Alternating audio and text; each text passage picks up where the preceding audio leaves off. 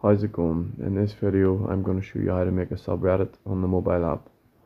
So open up the app and press your profile icon in the top right beside the magnifying glass, and then from here you want to scroll down and press on create a community. You'll be asked to type in a community name, which will be the name of your subreddit, along with a description describing what it's about, and it needs to be at least 15 characters.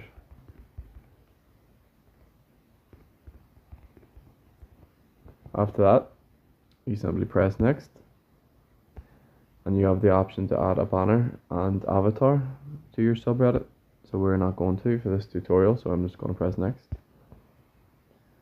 And then here you can add up to 3 topics to describe your subreddit, which will help people find it.